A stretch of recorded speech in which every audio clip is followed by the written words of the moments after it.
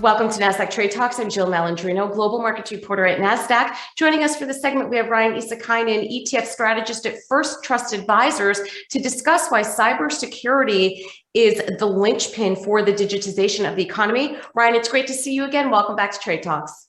Thanks for having me, Jill. You got it. And First Trust Advisors views cybersecurity as the linchpin for digitization of the economy and not just for tech. Tell us more about that.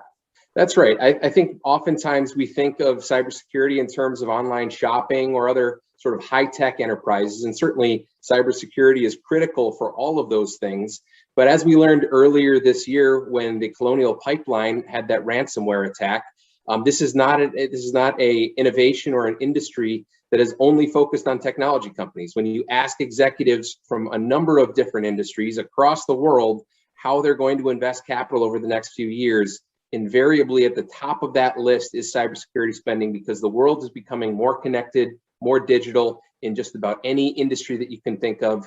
Whether you're a government agency, a company, or an individual, you need to have robust cybersecurity. Yeah, it's so interesting, Ryan. It almost makes it sound like it's a growth industry, right? Especially in areas where law enforcement resources could be lacking. Yeah, I mean, cybercrime is unfortunately a growth industry. And as you note, Jill, this is something that there's cyber criminals and hackers in jurisdictions where the law enforcement is not incentivized to prosecute them. In fact, they may be incentivized to actually support them. In fact, there's been a 100% increase since 2019 in the number of cyber attacks that were attributed to hackers that were supported by nation states. So this is not something that's slowing down. They're incentivized to get more sophisticated and to increase attacks going forward as they look to find ways to steal information, intellectual property, conduct ransomware attacks. And unfortunately, this is a growth industry that companies, individuals, government agencies all need to protect themselves against. Right. And what is the strongest catalyst for growth in cybersecurity?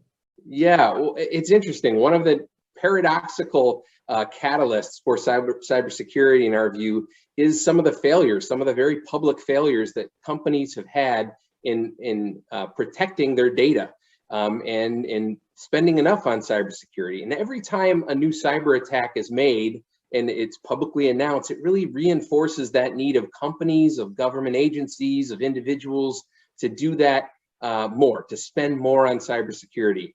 Nobody wants to have that stigma or even potential legal problems that you could face with failing to do enough in terms of cybersecurity spending. And so every time one of those failures is made public, we view that as a catalyst that will lead to more spending on cybersecurity. It's also been good for the equities related to cybersecurity in the wake of those announcements.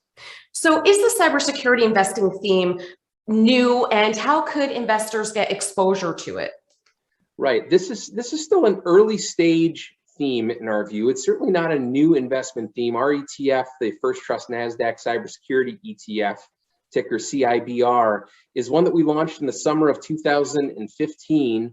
But the reality is, even though it's been around for 5 or 6 years, most investors have very little exposure to cybersecurity stocks. They're really not a prominent part of those broad market indexes. In fact, if you compare cyber's holdings to any of the broad market indexes, they represent well under 2% of most of those indices. So we view this as something that has a lot of room to grow ahead. Again, it's a long-term growth theme that those near-term catalysts, paradoxically, are the failures of cybersecurity. Right. Ryan, appreciate the insight. Thanks for joining us on Trade Talks. I'm Jill Malandrino, global markets reporter at Nasdaq. Thanks, Jill.